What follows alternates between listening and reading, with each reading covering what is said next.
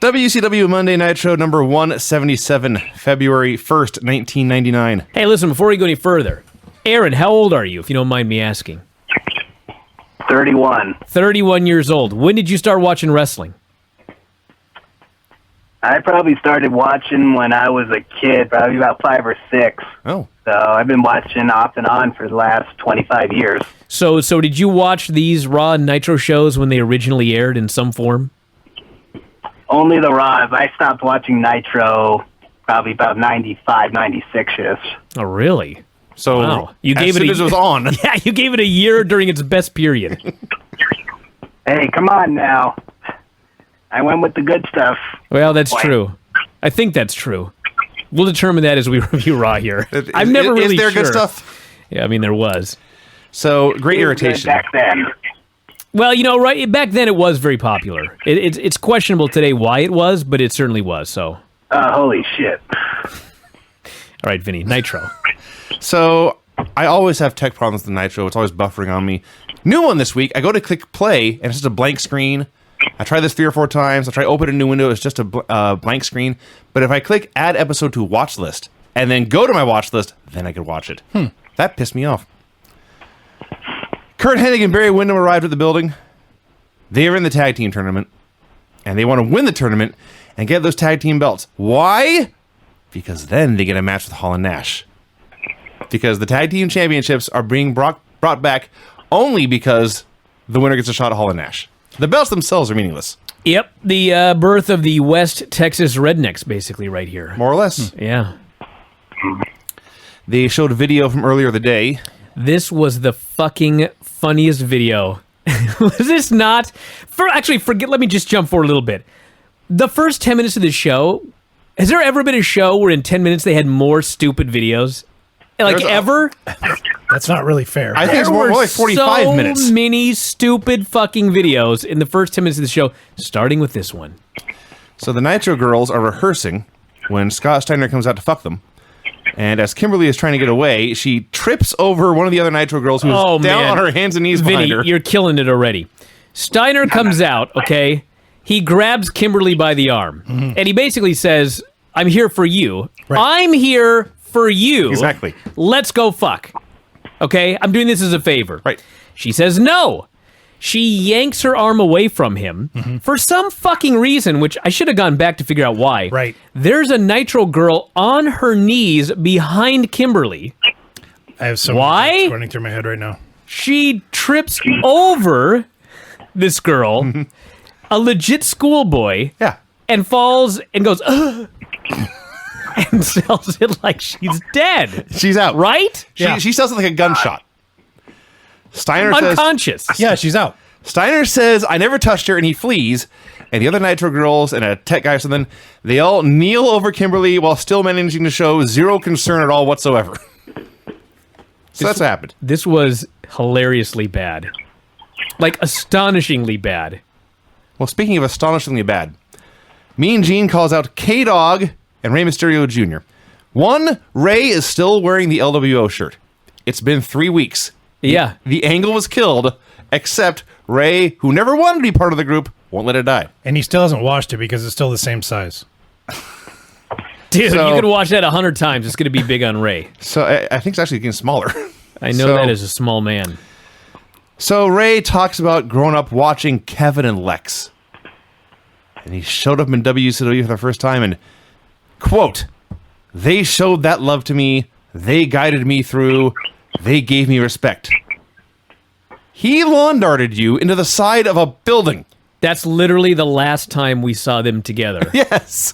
So what the fuck is he talking Like, in about? all seriousness, Ray, at this period here in February of 99, he's being booked worse by WCW than he was as world champion in WWE. Hey, listen. At least he wasn't an idiot there. He just got beat up a lot.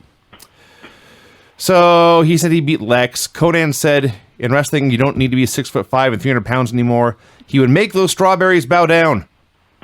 And they challenged Nash and Luger to a tag match with Ray's mask against Nash's hair or Luger's hair or Elizabeth's hair. And that was it. And they left. So, to recap, these two dumb shit baby faces have offered to put Rey Mysterio's mask on the line in a match against Kevin Nash and Lex Luger. They have offered to do this in a cage. They have offered to put their careers on the line. They've offered to put Ray's mask on the line. The baby faces have offered this. Yeah. Okay. Aaron, what do you make of all of this? Yeah, I really couldn't remember any of this stuff from watching this. And I know where this is going. And the stuff about the booking of Rey Mysterio, I know it just gets a whole lot worse. Oh. But I think something that K-Dog or Conan or whatever they call him now, he said something along the lines of, attacking Rey Mysterio is like robbing a bank, but before you leave, you shoot the teller, but he also happens to be in a wheelchair. Yes. I don't know if that was like burying him or what's going on now. If he's just trying to say that he's really short or weak, I don't get that. I don't know what he was talking about. It was man. a weird comparison. He goes, it's cool to rob a bank, and it's cool to shoot the teller, unless he's in a wheelchair. Then you're a coward. I won't lie. That's what Conan said. I caught maybe 20% of what Conan was talking about, so I don't... What Conan is saying is that Ray is small, therefore he's handicapped. He's being bullied, even Sure. though he's a wrestler and defend challenging himself. for this. Yeah. Oh, here's another skit. Oh, here we go. I like these ones, though. Vince is at the rental place at the airport. The whole B-teamers. All of the NWO B team geeks.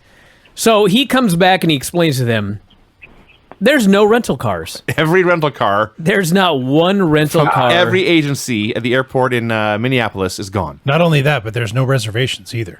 No. Brian Adams, who has never done one single good thing on the show, finally does when he demands to know, where are the Tauruses? Where's our Tauruses at? Where are the Tauruses? Which is funny Want my because Taurus. they should really have Brian Adams call and make the reservation. Hi, this is Brian Adams. Oh, the guy from Canada that sings. I don't think it's that easy, Craig. That was I a bet it timely is. joke in 1999. So Stevie goes to handle the situation. I'm going to run to you. He comes back. Don't cut me like a knife. He says, my talk with Hulk Hogan was a success. My buddy's got us hooked up. And he's got a limo. He is delivered. Yes. And so they go to get in the limo, but they will not let Vince ride with them. There's not enough room. Somebody's got to go. And they all kick Vince out. There's not enough room in a limousine for Vince. No. You can let him ride shotgun. He was going to ride shotgun. One of them said, this isn't driving Miss Daisy. Get out. So that limo leaves. Vince calls Nash. This is incredible. Yes. Vince calls Nash and says, I need a ride. Nash says, I'll be right there. 3 seconds later. Literally, he's still on the phone. Yes. Oh, you'll be right here? Shh, there's the limo. There he is. Yes. They totally don't care. It's complete bullshit. It's almost like the limo was just out of the shot. Yeah. Then it rolled in the Well, shot. And it it's was. pulled in. Physically, it would have to be. And they say, Vince, get in. And they invite Vince in, and they pull away. Nitro Girls, Sans, Kimberly danced. She's unconscious. Yep. Still. Ric Flair had Eric Bischoff in a dunk tank in the parking lot outside at night in Minneapolis in January. Well, he hadn't got him in there yet. He's dragging him out of the building. And maybe I misheard this, but Rick says, I'm in charge now for 57 more days. And Eric says, 58.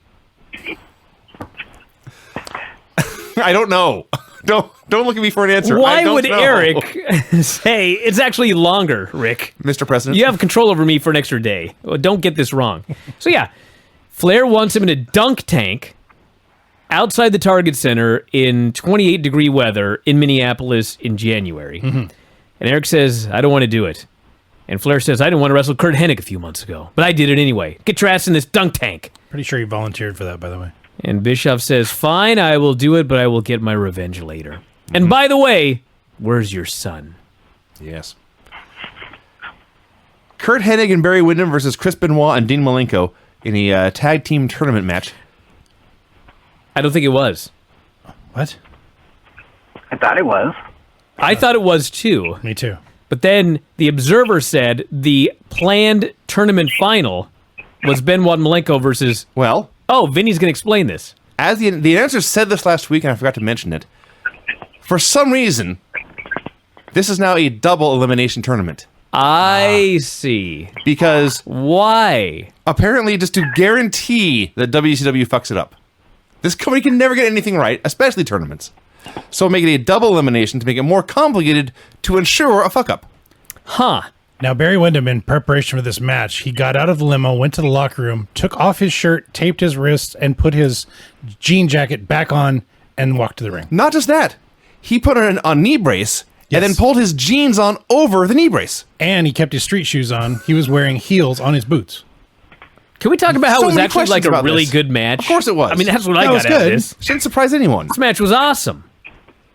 So, Benoit Malenko versus Hennig and Wyndham. of course it's awesome.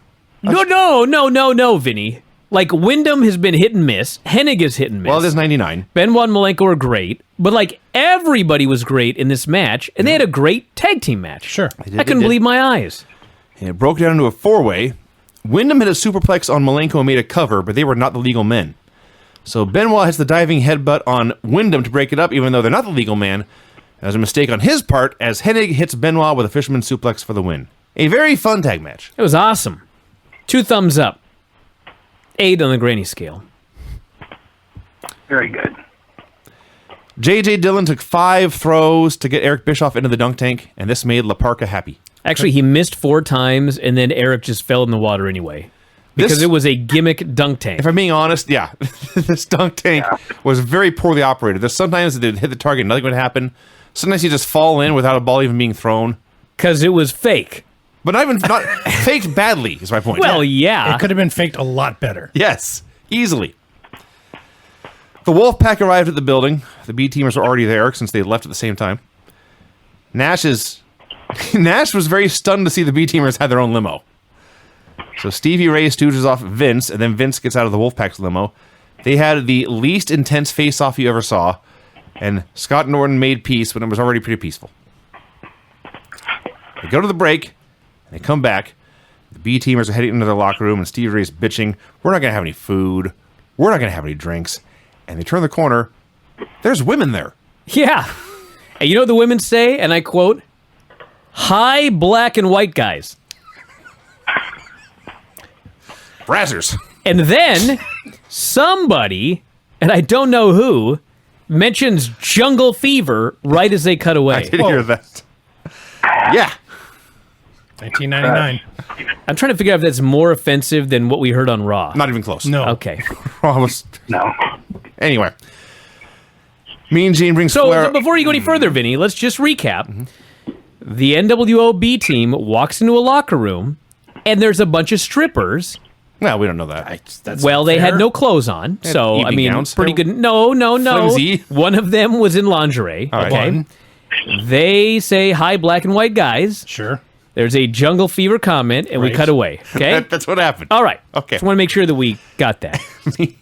Mean Gene brings Flair out for a promo. At this point, Flair's probably very depressed about not being in the B team. I think he was drunk, Oh, come on now. dude. Flair has great delivery, but like he was all over the place in this promo. I just remember when he called Vince Virgil. He listed a list of great wrestlers and said, "I will never look like you, Hogan, but I can tie you in a knot. I will do or die at the pay-per-view." I loved when he mentioned Hulk Hogan's physique and he mentioned hot stuff. Anybody remember hot stuff? Eddie Gilbert. No. No. It was a thing that they Donna had. Summer? This was in the 90s because Buddy had it all the time. It was the stuff that you sprayed on your body. And it would like open up the capillaries, Yes. and so your skin turned a little bit red, and Yes. so you look tanner. Yes. Hot stuff. What a blast from the past that was. So Flair announces Bret Hart versus Chris Benoit for the U.S. title at the Super Brawl. At this point in Disco Inferno, when Scott Hall interrupt, Hall says, "I should be the top contender for that U.S. title." Benoit comes out to debate the point. He threatened to, quote, "introduce my foot to your brown eye." That's what he said. If you ever That's wonder, what Chris Benoit said in this promo. back in the day, we all wondered why Chris Benoit was not a main eventer. That's why. That one line kept him out of the main event for years. A brawl broke out, the Horsemen won, and Flair booked Benoit versus Hall for tonight. Hey, Aaron, are you in San Jose? Yeah. You ever run into Big Dave around town? Boy, I wish so, but I think he stays pretty secluded. Well, he does stay pretty secluded, but like he's never been to your grocery store? No, I don't think they're in the same area. Oh man. There's more than one grocery store in San Jose. It's crazy. How can that be? It's out of control. Man. No. I was just wondering, you had the 408 number, and so does Dave. So, small world. Maybe guys. Oh, I know. Maybe they met at Small World. Do you think, Brian, if you knew Dave Meltzer, you need to make a donation to Whale Scout to get on the show? Maybe. I don't know. He's doing it out of the good of his heart. He just Vinny. go to Dave's house. He's doing it out of the good of his heart. Van Hammer versus Kenny Chaos. Oh, boy. The announcers Oh, acknowledged. can I mention, by the way, that this aired head-to-head with the start of Raw? Van Hammer versus Kenny Chaos? Yeah. This was the head-to-head Awesome. segment. The first one of the evening. How strange. Chaos versus fucking Van Hammer. Yeah. The announcers acknowledged the death of Giant Baba. Talked about all he had done for the sport. Larry actually put Giant Baba over, Yes. to which Mike Tenay said, quote, legendary in the Orient. Yes. Mike Tenay. So, earlier, Scott Dickinson, the suspended ref, had been shown in the crowd. As soon as this match begins, they cut to Dickinson. He gets up and walks out. Yeah, He's not fled. going to stick around No. for Chaos and Hammer. Let's see, I can throw balls at Bischoff or I can watch this fucking match. So, doing this match, out strolls the Sandman. He Well, has- out scrolls A man. a guy who they haven't come up with a name yet No, before. no. Even though he's on fucking national television. Right. Yep. So a fucking entire match takes place and they have nothing to call this guy. This man, this guy, This fella. man, this guy. When he walked out, he's got like jeans and a sweatshirt on. He's carrying his kendo stick and he has fake barbed wire wrapped around him. Yeah. He Why? just strolls on down the aisle. He's extreme, Brian. And fucking Tony, stupid. Tony stops and he says, I have no idea who that man is. I guarantee you that was a shoot. He literally had no idea someone was going to come out. And when this guy came out, Tony had no idea who he was. Who is that fan wrapped in barbed wire? I was reading The Observer for this show and Dave wrote that Sandman came out with a new physique. That's true. I was like, what was his old physique? Fatter? He got a little bigger. Oh, is that what it was? Oh, yeah. He looked horrible. Yes. I guess I'm used to like Sandman in 2017. You need to go back It and was watch 1997 Sandman. Really for lean. many reasons. Well, I remember him. I just He did lose his gut, but Yes. he gained a lot of. wow. Well, his head's bigger. I'll leave it at that. Yeah. So he comes out here. Hammer wins the match with an Alabama slam. And Sandman gets the ring and just whacks everybody with a stick. And he goes to cut a promo. Yeah, because a promo, right? He challenges Bam Bam That's Bagalow. what he said. He said, I'm the first man who did a no-ropes barbed wire match. Bullshit. Not true. I'm the first man to use a barbed wire baseball bat. The first guy to do a barbed wire dive off a cage through a table. What a strange thing to boast about. That's history. He called out Bam Bam Bagalow. And they go to break. And he did correct himself, by the way. So it's not that he got the name wrong. I mean, he did work with him for years in the ECW, I guess. Anyway, we got Bam Bam Bigelow versus this guy. In his debut, Yeah.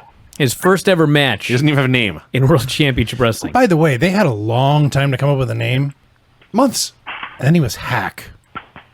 Well, that was his actual legit nickname. Hack. Yeah. Well, let's also keep in mind I didn't give it to him. he's been on the show now for at least a month. He was Raven's friend. Yeah. Yeah, Jim. that's Jim, right. that's right. Raven's friend Jim. I guess they didn't want Why to say, did- hey, it's Jim. Why didn't they, well, it could have been Why's Raven's he got friend barbed Jim. wire around Raven's him? friend Jim, hailing from wherever, New Jersey. Sure. So, 100% of his offense was hitting Bam Bam with a stick. Bam Bam cut comes to the back, chase. wraps a chair around his head. Bam Bam beat his ass and pinned him in the middle of the ring. That's what happened. In his fucking debut. Yep.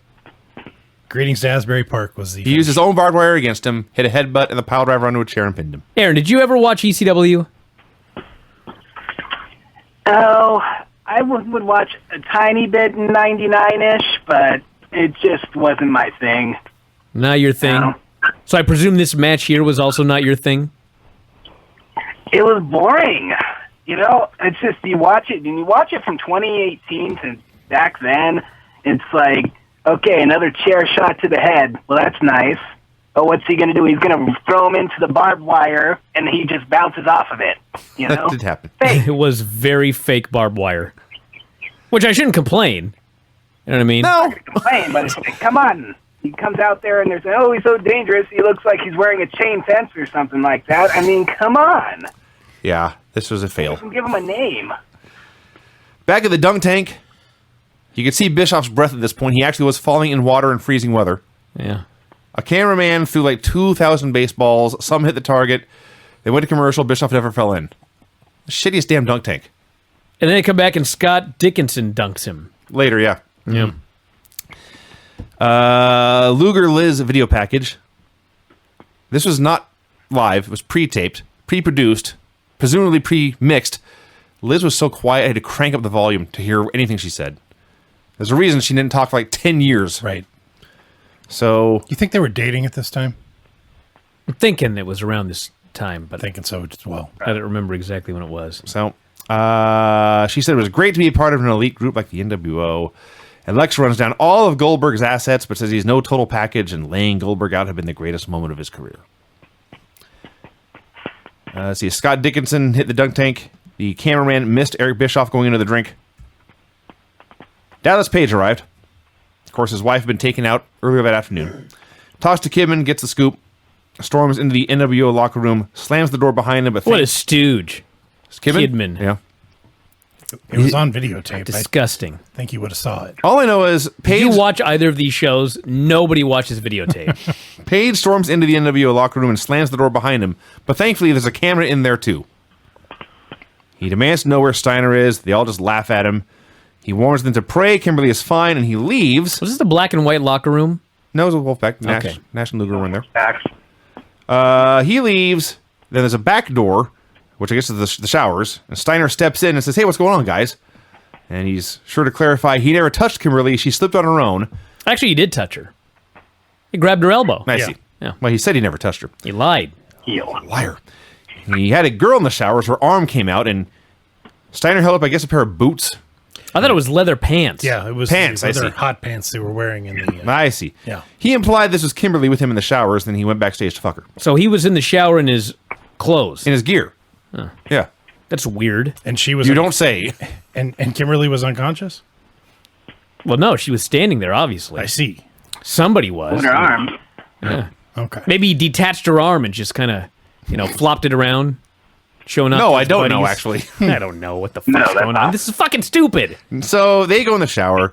Nash tells Vince, "You go tell Paige Steiner will accept any match he wants. This was so great. And after you tell him this, I want you to slap him right in the face." So Vince says, "You got it." And he goes outside, and he closes the door, and he says, "Hey, Disco." And he passes the buck. They literally work this like they're going over a match. Yeah. Vince is like, go out there, and I want you to tell Steiner that DDP accepts his challenge, and then slap him. And Disco's like, slap him? And Vincent says, slap him, and then we'll be right out there. Disco says, so I'll slap him, and then you guys will hit the ring. Mm-hmm. Yeah. So Paige goes to the ring. He calls out Steiner. Disco comes out, tells him to quit crying. You can get a match with Steiner at Super Brawl. And he slapped him, and he turned around expecting backup. He saw only an empty aisle, and he turned around and Paige did a diamond cutter and left. I loved it. This is all one segment, by the way. There's no like commercial breaks in or anything in here. No. So Vince goes back to the NWO. I think he got credit for a job well done. Yes. Yeah, he they did. congratulated him for being Yeah, smart. everyone said he's getting smart. Yes. Yeah. And Paige got into his car and left.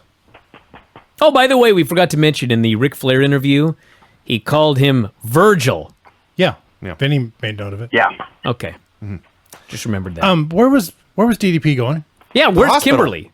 Oh, is that it? Went to Is the that- hospital, I guess. Okay. Is that where she was? She was knocked out earlier that afternoon. I thought she was in the shower with Steiner. You tell me that was a work? I think there was another Nitro girl. To be fair, there may be more than one Kimberly. Common name. In Hadn't his thought of Nitro that. debut, Lash LaRue versus Kidman. Lash LaRue. What, Vinny? What's wrong with Lash LaRue? This match, Yeah. Oh, come on. He was not very good, Brian. What are you talking about? he had Canyon syndrome, where everything he does is going to be a big move or a finish. And the rare occasions when he has to do like a punch or a chin lock, it's awful. Listen, His high spots were good. His transitions sucked. There were Lash, none. Lash LaRue, For himself a couple times. Lash LaRue was a power plant guy. And by that standard, he was pretty good. And he'd done some B shows, and this was his graduation up to Nitro. And I guess they liked him enough in this match with Kidman that he got a deal. He got a match. He got a contract out of this match. Well, good for him. Vinny. He was all right. He's out there with his bowl cut. He does 18 finishers, then a chin lock. Does this horrendous punch combo and lays him out, and the whole thing. This is like watching a guy play a video game in a wrestling, playing a wrestling Yes, video game. He does all his cool moves, and then his energy bar is out, and he's got to do just the boring stuff, and the boring stuff sucks. So a lot of wrestling nowadays. yes, does a lot of rest holds. The crowd gets bored, starts chanting that Green Bay sucks. Goes on and on. I remember this somehow. Lash Through's finish is the fireman's carry Michinoku driver. Dana Yes. Brooke does it now. This is his first match on Nitro, and he just had to get his shit in. And he hits this move, he hits his finish, and the first time we see it, Kidman kicks out. Yep. He killed his own finish because he had to get it in. What, did they call it his finish? How'd you know it was his finish? Because I remember Lash the Roof from 20 years ago. Well, it wasn't his finish yet. I guess not. Clearly. Well, to be fair, there was a top rope powerbomb that Kidman delivered to Lash LaRue, and his head bounced off the mat very, very hard. Oh, Yeah. Hope he wasn't hurt. So Kidman, as always, can't get powerbombed, hits a facebuster, hits a shooting star press, and wins. A very bad match, I wrote. Oh. I agree with Vinny. What do you think, Aaron? It was okay, but I would just call it a moves match. That's all it was. It was just move. Transition, move. Trip, fall over yourself, pick him up, hit another move. Pin. That's perfect, it's going a actually. little too fast. That was a way better review than yours, Vinny. move. Trip and fall down over yourself. Move. Actually, that's something one of my matches. Actually, it does. Was he wearing velour? I had a better haircut. That's true. They found Heenan. Bobby Heenan was supposed to take over on commentary, but had not been seen. And it turns out he was at the dunk tank. It's cold. It's very cold by this point. You can see everyone's breath. Heenan declares, Eric Bischoff, I have no beef with you. I'm going to try and make peace. I'm going to hand you these baseballs so that no one can dunk you anymore. And he walks up to him, but then he trips, and he falls. Slips on the ice. Slips on the ice, he says, and he falls into the target and hits it, and Bischoff goes into the drink. It was awesome. Yeah, Heenan good at comedy, it turns out. Yeah. Physical comedy. I was afraid he was actually going to slip on the ice and kill himself, but he didn't. Unfortunately, the little platform that Bischoff was on did not cooperate, and it went off like 3 seconds after the trip. I'd given up on the dunk tank by this point. Dude, there was no platform. He just sat on it and slid off every now and then. It was fake. It was a worked dunk tank. There was a platform, was there not? Yeah, that he jumped off of. It bent. No. Yes, it did. Okay, I'm not going to go back and argue this. I'll put it up on that TV right now. Who is Hulk Hogan's Harley Davidson idiot friend? I keep forgetting. I believe it's Chuck Zito. That's Yes. right. Chuck. Hulk Hogan and a Sly Stallone lookalike are in a limousine in the sun here in the middle of this nighttime Just show. mumbling to each other. Yes. They did a second segment and confirmed it. I think they called him Chuck. I It was vaguely remember Chuck his name. Zito. That's right. Chuck Zito. They're fucking sitting there. They're just chatting. Yeah. That's They're- a gas station, I think. They run down David Flair and appear to be stalking him, but we never actually saw David, so we had to take them at their word for it. Yeah, they were either at a gas station or they were definitely going to a gas station. They may They have were been there. going. They may have been going to a number of about gas it. stations. Well, they were watching him pump his gas and commenting the gas hose is thicker than his arms. Yes. Okay, so stop right there. Did they not find him at a gas station at the end of the show? No, they found him at a gym. Oh, there was at a gym? Okay. He was going to the gym. Okay, so they're walking- following him. Yes. Yes. All right. Tailing him. Tailing him, yeah. Mean Gene interviewed Booker T backstage. So you tell me David Flair didn't notice a fucking limo had been following him for 2 fucking hours as he drove around town? That's right. It's Charlotte. I assume everyone has limos. Paparazzi, you know. Yes. It's a mode of transportation for Charlotte, right? So Mean Gene. Charlotte? Yeah, that's where Flair's from. Hey, all I know about Charlotte is that Dusty's there and the Horsemen are there. Right. So there must be limos everywhere. Absolutely. Sure. Okay. You idiot. Mean Gene. He goes to interview Booker T backstage and he asks a question. And Booker says, "Well, Gene," and then Mean Gene interrupts and asks a different question. Yeah. This happened like 4 times. Mm-hmm. I'm stunned Booker didn't punch him. Let's talk about the most important part of this interview, okay? I'm glad I got 4 of us here, 2 over there. Sure. Okay. That's 5, by the way. So Gene is trying. There's 6 here. Someone's on the phone. Aaron, Craig. Sure, but there's 5 here. Yes. That's so 6. He's there. Booker T says, and I Yes. quote, he goes, Gene, where I'm from, When you get caught flipping, you get dank. That's right. You dig? I'm so glad you did that. Who the fuck can explain this to me? I checked the Urban Dictionary. I Googled it in a number of different ways. I'm sure he didn't say ganked at the end. He may have. It might have been gay. Now, when he said, the first thing he said was, What was that, Aaron? Hey, I thought I heard ganked, and I thought that would be like more would flood him because if he's talking about that prison culture or whatever. Gank. Ganked, yeah. Okay. Now, killed. when you said caught flippin', Yes. I thought he said when you get called flippant. No, when you get caught flipping. I didn't remember when You're this so happened. white. Okay, ganked. Thank God. Okay, ganked. All right. A process in which a group of characters gang up on one or more players that do not have a chance to defend themselves. This is video games. Sure, but Or ganking to kill, steal, beat, grab, and yank. Yikes. why did your eyes go like that? Well, I mean, kill, steal, and beat seems pretty bad, but then you grab and yank them? That's bad. Not in that order. No, that's the order. Oh. Okay, so let me translate here. Brian starts with that. Okay? So what Booker was trying to say is, Gene, where I am from, when you get caught flipping, you get kill, steal, beat, grab, and yank. Wow. All right, I got it. Anyway. What does he mean flipping? I got to look that up now? Oh, yeah, it's switching teams, I guess. No. No? Huh? It's flipping. You know, going from one to the Urban other. Dictionary. I'm going to find flipping. I know what tripping is. A less severe version of the word fucking. I see. You get caught fucking, huh? So you get grabbed and yanked. When you you're- get caught fucking, you're going to get killed and yanked. Right, no. Yes, that's exactly. That was a translation of Booker T's promo right there. Huh. Don't question this, Craig. I, All right, are we done with this interview? far be it Booker from said me. he had a match. He talks about Bret Hart the whole time, but he's got a match with Disco Inferno at Super Brawl. Yeah.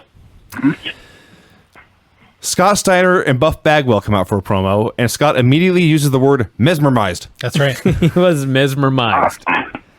Said the last time he had wrestled Paige, the stipulation had been that if he won, he'd get to show Kimberly what it was like to be with a real man. Mm-hmm.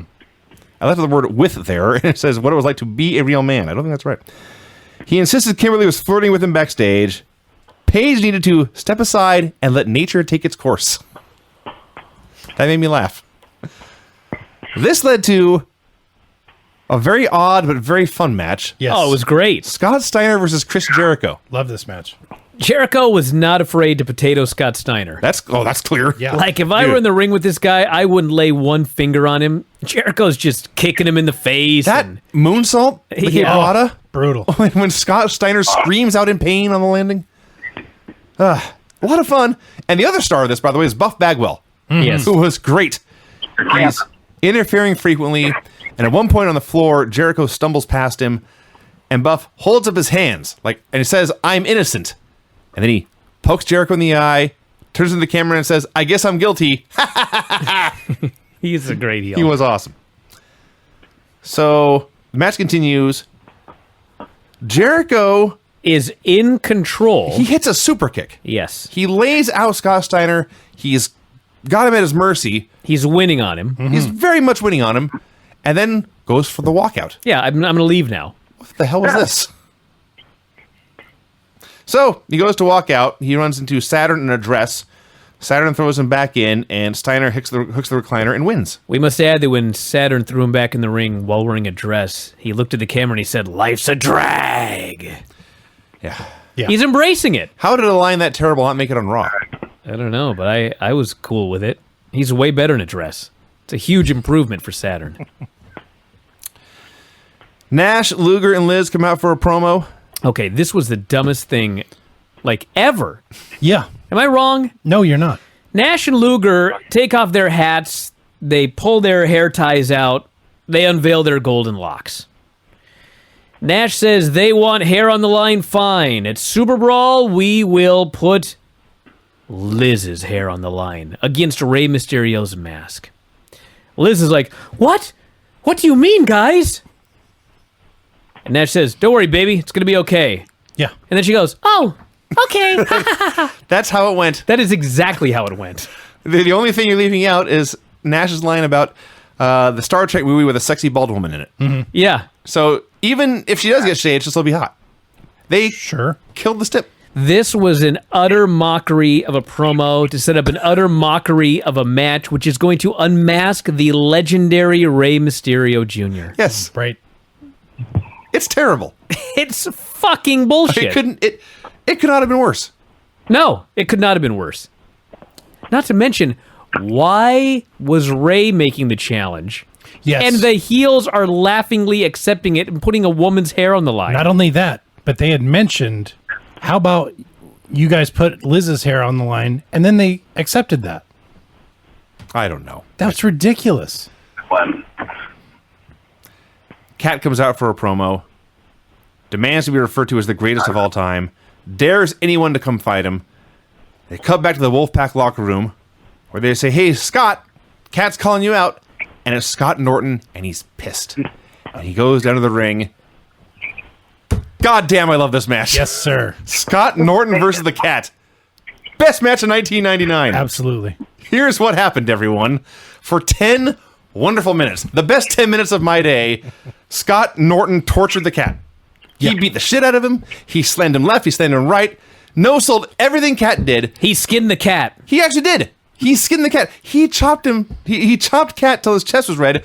If you're not familiar with the Cat, folks, he ain't white. He chopped this guy red. He beat him and beat him and beat him. Hit a powerbomb and won. It was a thing of beauty. Oh, it was glorious. Fans loved it. This is the other key to this. The fans hated the Cat. And they were into this beating as much as I was. Yes. They chanted Pussycat. They laughed at him as he screamed in pain. Every time Scott Norton no-sold his offense, they laughed more. So, Cat was doing like blatant low blows and dragging Sonny Ono in the ring trying to get DQ'd. It didn't work. He no-sold a low blow. Yeah. And finally he hit a powerbomb and won. I watched this entire match with a huge smile on my face, and when it was done, if I'd had more time, I'd have rewound it and watched it again. Wonderful.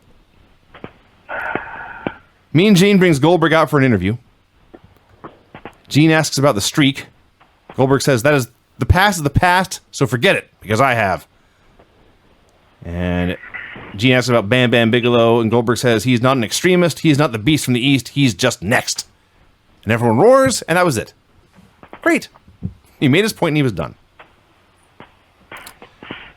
Malenko and Flair are throwing balls at the dunk tank.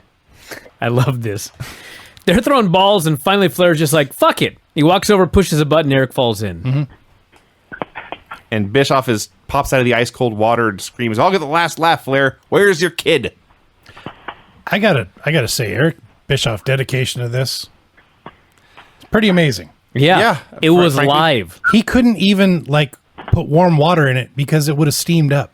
You would have saw it on That's camera. true. I mean, there's also that. You're right. the fact that if you would have done a pre-tape, you could have got this whole thing done in 5 minutes. Sure. And then get him inside. This was not a pre-tape. No, you could see it. I'm sure in the off-camera segments he was going inside, but you could see it getting colder and colder throughout the night. Yeah. Let's see. Scott Hall versus Chris Benoit in the main event. You know how bizarre it was to hear Michael Buffer do his introduction for Chris Benoit? Yes. Well, I didn't pay much attention to that part, frankly. I did. He claimed he was 6 feet tall. Oh. That's a lie. He claimed he was the master of the cripple crossface. That's also a lie. Well, before that point, what I noted was he called this a special heavyweight eliminator match Well, he did say Benoit was 220. for a title shot against Bret Hitman Clark. Clark. And then he talked about Scott Hall. How coming many out- times did he do that? All of them. That was not the first time. Did anyone ever correct him? Hell no. Why would you? He talked about Hall's disdain for formal rules. He's professional. You don't have to correct him. So Bret Hart, who I presume is a different person than Bret Clark, he joins the commentary desk, and he was awesome. That's when Brett puts on glasses. He's Brett and Clark. The mild-mannered reporter Yes. for the Calgary Herald. Yes. So Bret says, "Even with my severe groin injury, I'm still much better than Scott Hall or Chris Benoit. I will defeat them at Super Brawl, and I want to say hello to my cat Smokey." That's where Natty got it, I guess. I guess. He doesn't understand why Flair's holding a grudge just because I beat him. They're doing this match. Disco interferes. Mongo comes out to take care of Disco. Oh my God, Mongo. He gets worse every fucking day. And it was horrible to begin with. I enjoyed watching him absolutely brutalize Disco Inferno. He fucking goes down there, he beats up Disco, he drags him backstage, he opens the door, there's Arn Anderson in a tire iron. Yeah. He throws him in, shuts the door, you hear screaming. That was a crime. He got ganked. At one point, he threw Disco on the ground, and Disco was face down, and he slapped Disco in the back of the head. It was massively loud. Dude. He did not pull that slap. So they go back to the match. Brett repeats one more time he's going to beat either Hall or Benoit. He's going to enjoy doing it, and he makes his exit. So, shouldn't be a surprise. This was a very good wrestling match. I took great joy in Scott Hall hooking an abdominal stretch and being very, very sneaky about grabbing them ropes. Yes. And finally, Benoit makes his comeback. Nash hits the ring. Benoit fights him off, but Hall grabs Benoit, hits the Razor's Edge for the win. So yes, we're going to get Scott Hall versus Bret Hart at Super Bowl for the U.S. title. That's weird. They teased Benoit versus Bret and took it away from us. Yeah. Now it is That's true. Bret Hart versus Scott Hall. Yeah. And finally, Hogan identifies the man in the limo as Zito. Now, Zito looks like Stallone anyway. So I'm sure he knew this. He starts imitating Rocky and calling Hulk Thunderlips. Well, he's Italian. That too. So Hulk says Flair's in Minnesota. We are here in Charlotte to ruin his life. They say David's parking in Flair's spot at the gym. And they go to follow him in. Back at Nitro, we see the Horsemen watching this on a monitor and Flair starting to freak out. Then Hogan and Chuck decide, hey, you know what? Maybe we shouldn't film our assault on this man. And they cut the camera off. You just now figured that out, you idiot? And Probably the a show good goes off idea, the air. actually. Well, it's Hulk Hogan and Chuck Zito, Brian. I believe they just figured that out. Yeah, you never film your crime. Yeah. Aaron, what'd you think of this show? When it was over, did you regret not watching it when you were 7 years old in the mid to late 90s?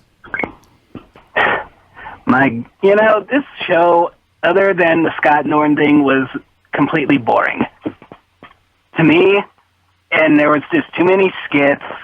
There were a ton of skits. And the things with Hogan, I couldn't understand what he was saying. I had to keep stopping, rewinding to try to listen to him. It's like, just speak loudly or, coherently. I don't know why. Or tape it again? Or just something. I mean, whenever he's in the ring on the microphone, you can hear him just fine. But when he's talking in a backstage promo or very soft like this, and Vito, and I'm like, dude. Well, they were being sneaky, so They're in a car! I understand that. In a limo. Why do they have to be sneaky? Cameraman. I'm just saying. The cameraman Mel. He just kept calling him Cameraman Mel. Mel. We did not mention Cameraman Mel. He did keep talking to Mel. Filming us all day, Mel. Good job, Mel. Oh, wait, we shouldn't film this, Mel. Well, that was Nitro. It did take me the entire show to find out what in the fuck was going on with Hulk Hogan, Mel, and Chuck Zito. Yeah. And finally at the end, I figured out they're going after David Flair. David Flair. Yeah. This is why Bischoff was taunting Flair. Where's your kid? This shouldn't be that hard to figure out. No. If that's the main angle on your show. Yeah. Zito used a line about David Flair that Buddy Wayne used to use. Man, that guy's got a string hanging from his sleeve. Oh, that's his arm. Ah ha ha! Yeah. I think Hogan referred to him as those arms are like the little white things that you use to, I don't know if he was calling them ropes, but for when you're doing endurance or something like that. Called him the tag rope, compared it to the ring post. Yes. He called him a Yeah, tag no, rope. Vito did, and then Hogan's like, mine's better. He did say my joke was better. That is a quote. Yeah, they were pretending to be real people, but it was bullshit. They were incapable of doing that. I don't believe that Hogan's a real person ever. No. Brian, do you have my music ready? Oh! This is going to be very boring, but we have to do it for the sake of completion. Because frankly, the finishes on the show are mostly pretty good.